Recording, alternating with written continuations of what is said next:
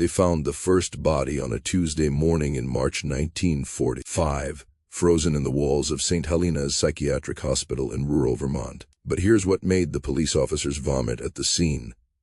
The body was still breathing. The woman had been entombed in concrete for 3 months, her eyes wide open, her mouth frozen in a scream that had lasted 90 days. And when they pulled her out, when her lips finally moved, she whispered 7 words that would haunt the investigators until their dying days. "Please don't let me remember what happened." Dr. Elizabeth Hartley stood in the basement of St. Helena's, staring at the surgical theater that shouldn't exist. The hospital had been abandoned since February, evacuated in a single night. All records burned. All staff vanished without a trace. But the basement told a different story. 18 operating tables, each one stained with something that looked like blood but moved like it was still alive. And on the walls, written in what she prayed wasn't human tissue, a single question, repeated 100 times: how long can a soul survive without a body? Elizabeth had 48 hours to understand what happened in this hospital before the government sealed it forever. 48 hours to uncover an experiment so horrific that 3 countries had agreed to bury it in classified files. 48 hours to learn why the patients at St. Helena's hadn't died when they should have, why they'd begged for death but been denied, why the screaming from the basement had never stopped even after everyone left. The hospital waited in the dark, its secrets hungry for one more witness, and Elizabeth was about to discover that some experiments don't end just because the scientists abandon them. The breathing walls.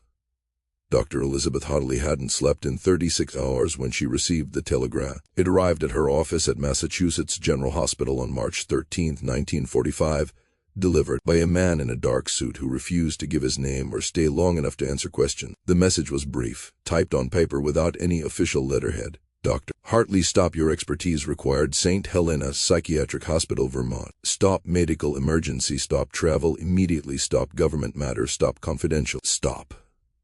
Elizabeth read it 3 times, her hands trembling slightly. She was a neurologist, one of the few women in her field, specializing in trauma cases from the war. She'd seen soldiers with half their brains blown away still clinging to life, had witnessed injuries that defied every medical textbook. But nothing in her training had prepared her for what waited in Vermont. The drive took 6 hours through snow and mud, the roads barely passable this late in winter. St. Helena's sat on a hill overlooking a valley that seemed too quiet, too still, as if the land itself was holding its breath. The hospital was a massive Victorian structure, all dark stone and narrow windows, built in 1887 as a private asylum for the wealthy insane. It had been converted to a military psychiatric facility in 1942, treating soldiers who'd come back from Europe with minds shattered by what they'd seen. But the hospital was empty now, completely, utterly empty. Elizabeth parked her car in the circular drive and stepped out into the cold. The front doors hung open, swinging slightly in the wind. No guards, no staff, no patients, just the building itself, looming against the gray sky like a tombstone. A man emerged from the shadows of the entrance. He was in his 50s, wearing a military uniform with no insignia, his face pale and drawn. "Dr. Hartley?" "Yes." "Who are you? What's the emergency?" "Major Richard Carson, Army Medical Corps.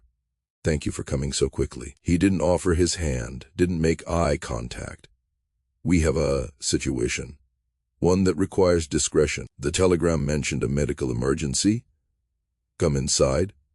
I'll show you." The interior of St. Helena's was chaos. Papers scattered across the floors. Wheelchairs overturned, meal trays still sitting on tables, food rotted and crawling with flies. It looked like everyone had simply vanished mid-activity, dropping everything and running. "What happened here?" Elizabeth asked, her voice echoing in the empty halls. "We evacuated on February 3rd, Carson said. 48 staff members, 63 patients, all relocated to other facilities. The hospital was closed by order of the War Department." "Why?" Carson stopped walking. He turned to face her, and Elizabeth saw something in his eyes that chilled her more than the cold air seeping through the broken windows. It was fear, raw, unfiltered terror. "Because of what they were doing in the basement," he said quietly. "Dr. Hartley, are you familiar with the name Dr. Anton Reinhardt?" Elizabeth nodded slowly. Everyone in the medical community knew that name. Anton Reinhardt had been a brilliant German neurologist, a pioneer in brain surgery and psychological treatment. He'd fled Nazi Germany in 1938 and been granted asylum in the United States. The government had put him to work immediately, using his expertise to treat traumatized soldiers. Reinhardt was assigned to St. Helena's in 1942. Carson continued. He was given complete authority over the psychiatric ward, unlimited funding, access to any resources he requested. His mandate was simple: find a way to cure soldiers of battlefield trauma so they could return to combat. That's not how psychiatric treatment works, Elizabeth said. You can't just cure trauma. It takes time, therapy. Reinhardt wasn't interested in therapy, Carson interrupted. He was interested in results. And he got them. Soldiers who came to St. Helena's broken and screaming went back to Europe calm and functional within weeks. It was considered a miracle. The War Department wanted to expand the program, apply Reinhardt's methods to every psychiatric facility in the country. So what went wrong? Carson gestured for her to follow him down a staircase. The basement. Elizabeth's stomach tightened as they descended into darkness, the air growing colder and damper with each step. Carson clicked on a flashlight, the beam cutting through the gloom. In January, we started receiving reports from Europe, he said. Soldiers who'd been treated at St. Helena's were changing, having episodes, violent outbursts, hallucinations, but normal hallucinations. They all reported seeing the same thing: the basement of St. Helena's. They said they could still feel themselves there, still experience the treatment, even though they were thousands of miles away. They reached the bottom of the stairs. Carson shone his light down a long corridor lined with doors. The walls were concrete, newer than the rest of the building, and there was something wrong with them, something that made Elizabeth's skin crawl. 3 weeks ago, one of the treated soldiers in France put a gun in his mouth and pulled the trigger, Carson said. He survived. The bullet went through his brain, should have killed him instantly. But he kept talking, kept moving, kept saying he couldn't die, because part of him was still in the basement, still in the treatment. Elizabeth stared at the walls. Now she could see what had disturbed her. There were impressions in the concrete, shapes that looked almost like human forms pressed against the surface from the inside. On February 2nd, the night staff at St. Helena's heard screaming from the basement. Carson continued. When they investigated, they found the walls breathing, moving, like something was alive inside them. We evacuated the next morning, sealed the hospital, called in specialists. What kind of specialists? The kind who deal with things that shouldn't exist. Carson stopped in front of a heavy metal door at the end of the corridor. We've been monitoring the building for 5 weeks. Yesterday, one of the walls cracked. We found a patient inside, a woman named Margaret Holloway. She'd been reported as transferred to a facility in Maine on February 3rd. But she was here, entombed in concrete, still alive. Elizabeth felt her professional composure slipping. That's impossible. A human being can't survive entombed in concrete for 5 weeks. No air, no water. I know, Carson said. That's why you're here. We need someone to examine her, to tell us what's keeping her alive. Because, Dr. Hartley, we think there are more. We think the walls are full of them. He opened the metal door. And Elizabeth stepped into a nightmare. The room beyond was a surgical theater, but nothing like any operating room she'd ever seen. The ceiling was 30 feet high, the walls lined with shelves containing jars of preserved organs and tissues. In the center stood 18 operating tables arranged in a circle, each one equipped with leather restraints and mechanical apparatus, drills, saws, devices she couldn't identify. But what made her gasp was the walls themselves. They were transparent now, made of some kind of thick glass or plastic, and behind the glass she could see them, dozens of human bodies, suspended in a clear fluid, their eyes open, their mouths moving silently. Dear God, Elizabeth whispered. Reinhardt called it the continuity experiment, Carson said, his voice hollow. He believed that consciousness doesn't reside in the brain but in something deeper, something that exists outside normal space and time. He thought if he could separate consciousness from the body while keeping both alive, he could eliminate psychological trauma by literally extracting it from the mind. Elizabeth moved closer to the glass wall. A young man stared back at her, his face twisted in agony, his mouth forming words she couldn't hear. Behind him, an older woman. Behind her, a teenage boy. Layer after layer of bodies, extending back into darkness. How many? She asked. We don't know. We've counted 47 so far, but the walls go deeper than our lights can reach. Elizabeth pressed her hand against the glass. It was warm. She could feel a pulse, faint but steady. as if the wall itself had a heartbeat. "Where's Reinhardt now?" "That's the other problem," Carson said. "He's gone. Vanished the night of the evacuation. We've searched everywhere. No trace. But we found his notes, his journals. Dr. Huntley, what he did to these people, it's beyond anything imaginable." Carson handed her a leather-bound journal. Elizabeth opened it with shaking hands and began to read. The entries were clinical at first, describing Reinhardt's theory and methodology. He'd started with rats, then dogs, then primates. The process involved a combination of surgery, drugs, and something he called resonance therapy, exposing the subject to specific frequencies that supposedly separate consciousness from physical form. But then the entries changed, became more frantic, more obsessive. December 15, 1944, success. Private Morrison retained full consciousness after complete physical separation. He reported experiencing his body and the containment chamber simultaneously. He described it as being in two places at once. When I asked if it was painful, he screamed for 6 hours without stopping. But he remained conscious. This proves the theory. Consciousness is not bound by the limitations of flesh. January 3, 1945. The subjects are adapting. They no longer scream as much. They're learning to exist in the state between. Some report seeing others who've undergone the procedure, communicating with them in the space between consciousness and form. I believe I've discovered a new plane of existence, accessible only to those who've been properly prepared. January 28, 1945. Morrison begged me to end the experiment. He says he can't die, that he's tried, that his consciousness won't release even when his body fails. I had to remind him that this is for the greater good. The soldiers need this. America needs this. I've contained his protests within the western wall of Theater 3. Elizabeth felt bile rising in her throat. She flipped forward, scanning entries that became increasingly deranged. February 2, 1945. They're all connected now. One vast consciousness, spread across 47 bodies and countless more fragments stored in the walls. They scream with one voice. They beg with one voice. But they're wrong. This isn't torture. This is transcendence. I've given them immortality. Why can't they understand? February 3, 1945. The military wants to shut me down. Fools.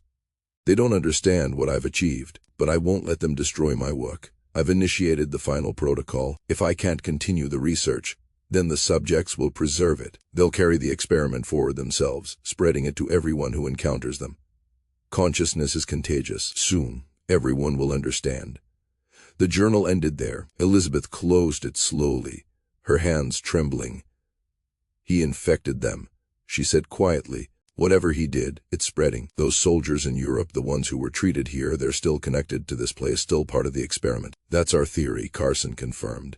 And we need to know how to stop it before it spreads further. A sound echoed through the theater, a wet, sliding noise, like something moving through liquid. Elizabeth spun toward the glass wall and saw one of the bodies shifting, pressing against the surface. The young man she'd seen earlier. His mouth moved, forming words she could almost read. "Help us." Then the glass cracked. It was a small fracture at first, a hairline split running from floor to ceiling. But then it widened, and the clear fluid behind it began to seep through, pooling on the floor. The smell hit Elizabeth immediately, formaldehyde mixed with something organic and rotting. "We need to leave," Carson said, grabbing her arm. "Now." But Elizabeth couldn't move. She was transfixed by what was emerging from the crack. An arm, pale and bloated, reaching through the glass. Then a shoulder, then a head. The young man pulled himself free, his body making sound. No living thing should make bones grinding, flesh tearing, fluids dripping. He collapsed onto the floor, gasping, his eyes rolling wildly in their sockets. "Please," he whispered, his voice like gravel. "Please let me die. I've been awake for 3 months. 3 months, in the wall. I can feel all of them, all of us. We're all awake. We're all apt. Please." Elizabeth knelt beside him, her medical training overriding her horror. She checked his pulse, slow but steady. His skin was cold, waterlogged. He shouldn't be alive. Every law of medicine said this was impossible. "What's your name?" she asked gently. "Thomas. Private Thomas Mitchell. I came here in November. Shell shock. The doctor said he could fix me." He said. Thomas began to sob, his whole body shaking. "He put me in the machine, cut into my head, made me listen to the sounds. And then I was everywhere and nowhere. I could feel my body on the table, but I was also somewhere else, somewhere dark and cold and full of screaming. The wall, Elizabeth said. Yes, the wall. He put me in the wall. Said I was part of the preservation system now. Said I'd carry the experiment forward, even if he couldn't. But I can't die. I've tried. I've begged. My body won't stop. My mind won't stop. I'm stuck between living and dead, and I can't. More cracks appeared in the glass, more bodies beginning to push through. Carson pulled Elizabeth to her feet. We have to go. Now, the whole wall is failing. They ran for the door, Thomas's screams following them up the stairs. Behind them, the sound of shattering glass, of bodies hitting the floor, of dozens of voices crying out in agony and relief, and horror all at once. Elizabeth and Carson burst into the main hallway, slamming the basement door behind them. Carson produced a heavy padlock, securing it shut, but they hear the sounds from below, footsteps, dragging, scraping, the wet slap of bodies that shouldn't be mobile. What have you done? Elizabeth demanded, turning on Carson. You brought me here without telling me what I was walking into. Those people down there, they're suffering. They need help. We need to. Do what? Carson snapped. They're beyond help. We've consulted with every specialist we could find, neurologists, psychiatrists, priests. No one knows how to undo what Reinhardt did. He didn't just damage their bodies. He damaged something fundamental about what makes them human. A thunderous boom echoed from the basement. The door buckled but held. How many were treated and released? Elizabeth asked. How many soldiers went back to Europe carrying this infection? Carson's silence was answer enough. You have to tell me, Elizabeth pressed. How many? 43. 43 soldiers were treated by Reinhardt, declared cured, and sent back to active duty. Elizabeth felt the world tilt. 43 soldiers spread across Europe, each one carrying whatever Reinhardt had done to them. Each one potentially spreading it to others through contact, through proximity, through whatever mechanism allowed consciousness to jump from one person to another. Another boom from below. The door cracked. We need to burn it, Carson said flatly. The entire hospital. It's the only way to be sure. You can't burn people alive. They're already dead, Dr. Hartle. Why? They just don't know it yet. What's in that basement? It's not human anymore. It's something Reinhardt created, something that shouldn't exist. Elizabeth thought of Thomas, of his desperate plea for death. She thought of the bodies in the walls, awake and aware, trapped in a state between life and death for months. Was Carson right? Was destruction the only mercy? The basement door exploded outward. They came up the stairs slowly, methodically. 47 bodies in various states of decay and preservation. Their movements synchronized in a way that made Elizabeth's skin crawl. They walked as one, breathed as one, their eyes all focused on the same pointer. And then they spoke, all of them at once, their voices harmonizing into a single terrible chorus. Dr. Hartley, we've been waiting for you. Dr. Reinhardt said you would come. He said you would understand. He said you would continue the work. Elizabeth backed away, Carson beside her, both of them moving toward the exit. But the bodies didn't pursue. They simply stood there, swaying slightly, their collective gaze unwavering. What do you want? Elizabeth managed to ask. The chorus laughed, a sound like wind through broken glass. We want what we've always wanted, to die. To truly die. But we can't. Not while the experiment continues, not while the others are still out there. Still connected. Still spreading what was done to us. The 43 soldiers, Elizabeth said. You're connected to them? Yes. We feel what they feel. Experience what they experience. And they feel us. An infinite loop of consciousness growing larger every day. Soon, everyone will be part of it. Everyone will be awake forever. Everyone will be trapped like us. Elizabeth's mind raced. If what they were saying was true, then this wasn't just about St. Helena's. This was a contagion that could spread across the entire world, turning everyone it touched into conscious beings who couldn't die, couldn't sleep, couldn't escape their own awareness. How do we stop it? She asked. The chorus smiled, 47 mouths curving upward in perfect unison. You can't. Reinhardt made sure of that. The experiment is self-sustaining now. It feeds on consciousness itself. Every mind it touches becomes part of the network, strengthening it, spreading it further. There has to be a way. There is. The chorus stepped forward as one. But you won't like it. The only way to sever the connection is to destroy the source. All of us, every single person who was part of the original experiment, including the 43 who left. They all have to die at the same moment. Their consciousness is severed simultaneously. Only then will the network collapse. Elizabeth felt hope and horror warring in her chest. How is that possible? They're scattered across Europe. We don't even know where they all are. Dr. Reinhardt knew. He kept records.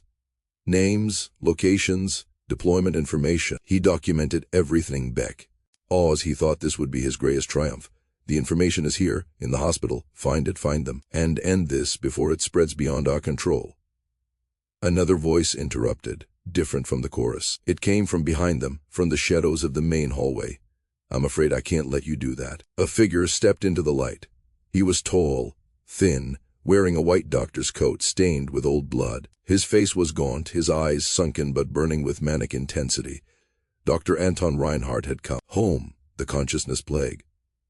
Dr. Anton Reinhardt looked nothing like his photographs. The brilliant neurologist who'd fled Nazi Germany had been robust, confident, his eyes bright with intelligence. The man standing before Elizabeth was a walking corpse, his skin gray and papery, his movements jerky and unnatural. But it was his eyes that truly horrified her. They were aware, intensely so, but there was something behind them that wasn't entirely human anymore. Dr. Hartley, Reinhardt said, his voice a dry whisper. I'm so pleased you accepted my invitation. Your invitation? Elizabeth glanced at Carson, who looked equally confused. The telegram came from the War Department. Reinhardt smiled, revealing teeth stained black. Did it? Are you so certain? The mind is such a malleable thing, Doctor. So easy to influence, to reshape. I've been practicing for months now, sending thoughts, planting suggestions. It's remarkable how readily the human brain accepts external input when it's delivered at the right frequency. Carson raised his sidearm, pointing it at Reinhardt. Don't move. You're under arrest for crimes against what? Humanity?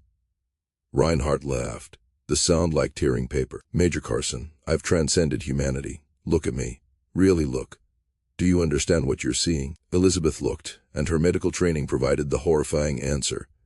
Reinhardt's body was dead. The skin tone, the lack of proper breathing, the way he moved, these were all signs of a corpse, animated by something other than life. You did it to yourself, she said quietly. The procedure. You used it on yourself. Of course I did. Reinhardt's excitement was palpable, manic. How could I ask my subjects to undergo something I wasn't willing to experience? On February 2nd, after the military informed me they were shutting down my work, I initiated the final protocol. I performed the procedure on myself, separated my consciousness from this failing flesh, and discovered the truth. He spread his arms wide, gesturing to the hospital around them, to the bodies that stood watching with their collective gaze. Death is a lie, Reinhardt continued. Consciousness doesn't end when the body fails. It simply continues, expands. I exist here, in this body, but I also exist in the walls, in every subject I treated, in every soldier who carried my work back to the war. I am distributed across hundreds of minds, experiencing hundreds of lives simultaneously. It's magnificent. It's torture, Elizabeth countered. Those people in the basement, the soldiers in Europe, they're suffering. They're begging for death. This isn't transcendence. It's a nightmare. Pain is merely sensation, Reinhardt said dismissively. They'll adapt. In time, they'll understand the gift I've given them, immortality. True, eternal consciousness, no more fear of death, no more meaningless end. Just existence, stretching forward forever. That's not life, Elizabeth said. That's imprisonment. Carson fired his weapon. The bullet struck Reinhardt in the chest, should have dropped him immediately. But Reinhardt merely looked down at the wound, watched the thick, dark fluid ooze out, and smiled. You see, this body is already dead, has been for weeks. But I remain, and I'll continue to remain long after you've both joined the network. The 47 bodies from the basement moved as one, forming a circle around Elizabeth and Carson. Their hands reached out, fingers grasping. Don't let them touch you, Carson shouted, firing at the approaching bodies. But for every one that fell, the other simply stepped over the corpse, their collective purpose unwavering. Elizabeth ran, pulling Carson with her toward a side corridor. Behind them, the collective moved in perfect synchronization, their footsteps creating a thunderous rhythm that shook the building. The records, Elizabeth gasped as they ran. Rain. Art said he documented everything. Where would he keep them? His office, Carson replied. 3rd floor, East Wing. But, Dr. Hotley, even if we find the names of all 43 soldiers, how do we kill them simultaneously? They're scattered across France, Belgium, Germany. I don't know yet. But if we don't try, this spreads. And if it spreads, Elizabeth couldn't finish the sentence. The implications were too vast, too terrible. They reached the stairwell and climbed, the sounds of pursuit echoing behind them. Elizabeth's mind raced through possibilities. Reinhardt had created a network of consciousness, self-sustaining and expanding. To destroy it, they needed to sever all connections at once. But how? The 3rd floor was darker than the others, the windows boarded up, the air thick, with the smell of chemicals and decay. Carson's flashlight illuminated a door with a brass nameplate. Dr. Reinhardt, Chief of Psychiatric Medicine. The office was chaos. Papers covered every surface, the walls plastered with diagrams of brains and complex mathematical equations. But what drew Elizabeth's attention was the map on the far wall, a map of Europe with 43 red pins, each one labeled with a name and military designation. Here, she said, pointing, these are the treated soldiers, their current deployments. Carson began writing down the names and locations. Even if we radio their commanding officers, explain the situation which they'll never believe we see, and coordinates simultaneous executions across multiple countries in the middle of a war zone. Elizabeth studied the map, her medical mind working through the problem. Reinhardt had said the network was self-sustaining, that it fed on consciousness itself, but every network had a point of origin, a central node. If they could identify and destroy that node. She turned to the desk, rifling through papers until she found Reinhardt's journal, the original, not the copy Carson had shown her. The final entries were even more disturbing than what she'd read before. February 3rd, 1945, 2:47 a.m. The procedure is complete. I am distributed across 47 primary nodes and 43 secondary carriers, but I remain centralized within the primary anchor, my original body, currently in preservation within Theater 3. As long as this anchor exists, the network cannot collapse. I am the foundation upon which the consciousness plague is built. Elizabeth looked up at Carson, hope and horror warring in her expression. His body, his original body, is still here in the basement. That's the anchor, if we destroy it. The whole network collapses, Carson finished. But Dr. Hotley, he's already dead. We saw him. He's been dead for weeks. What exactly are we supposed to destroy? The lights flickered, then went out completely, plunging into darkness broken only by Carson's flashlight. Reinhardt's voice echoed through the hallway outside, seeming to come from everywhere at once. You're learning, Dr. Hartley. Good. Yes, my body is the anchor, but I won't let you destroy it. I've waited too long, worked too hard to achieve this.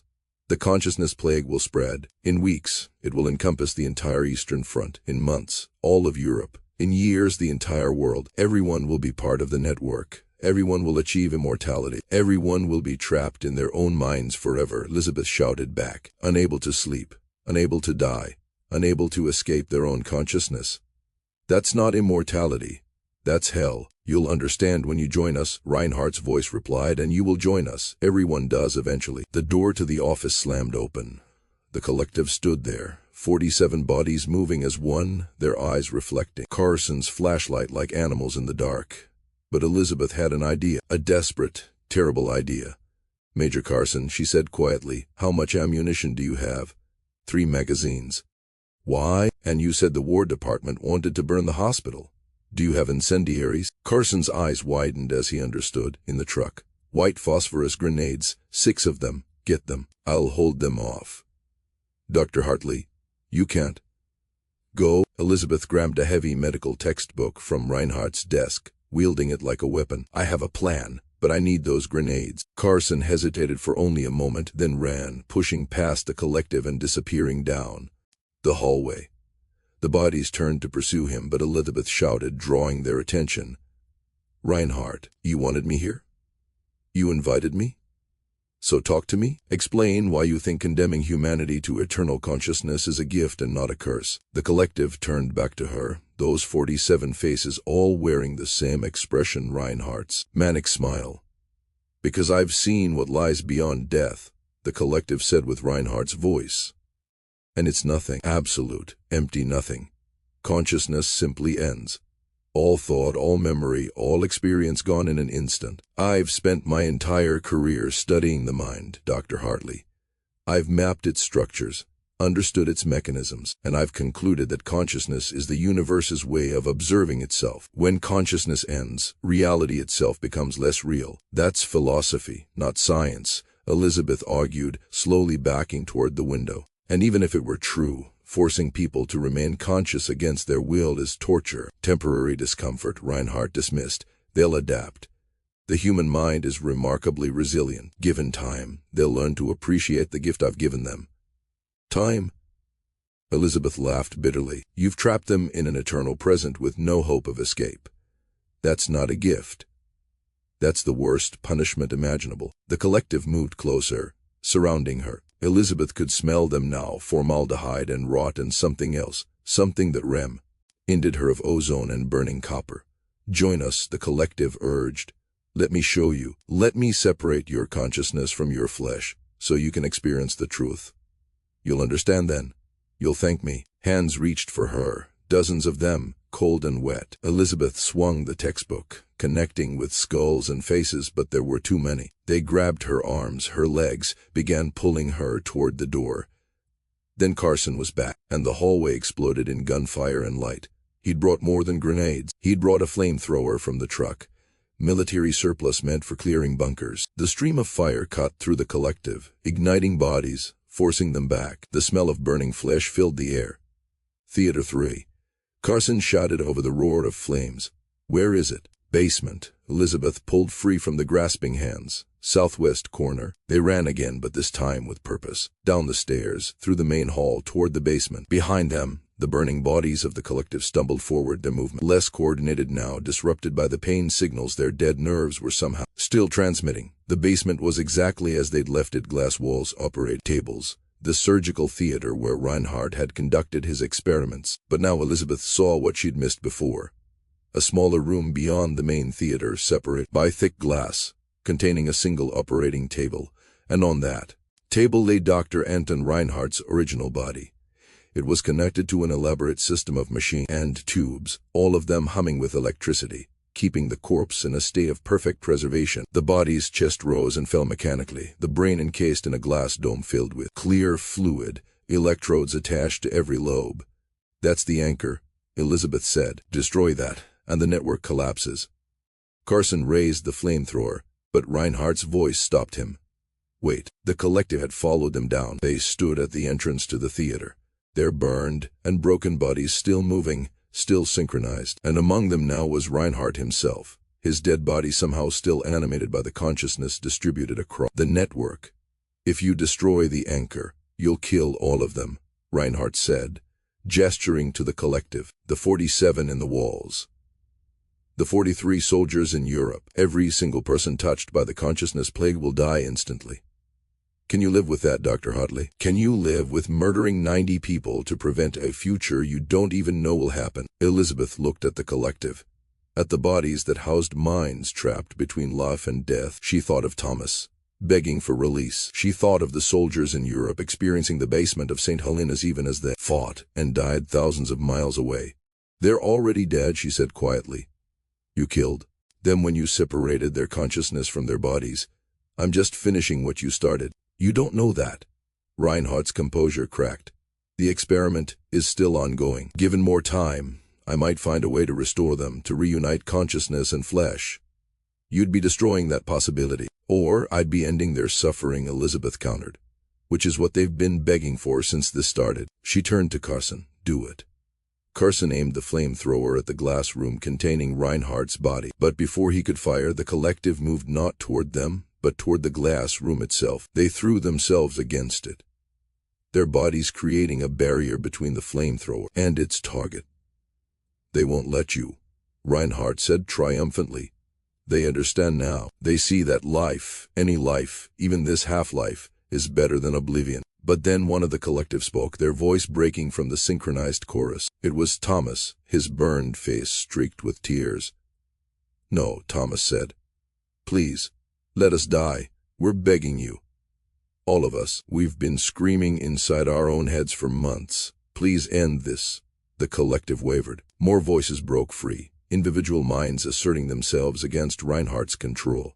Please, I can't take it anymore. Let me sleep. Please let me sleep. I want to die. I want to really die. The collective fractured bodies collapsing as individual consciousness reasserted control, severing themselves from Reinhardt's network through sheer force of will. They fell like puppets with cut strings, and for the first time since the experiment began, they looked peaceful. Reinhardt screamed not through the collective, but through his own animated corpse. No, you're wrong. Death is nothing. This is better. This is. Carson pulled the trigger. The stream of fire engulfed the glass room, melting the protective barrier, consuming the machines and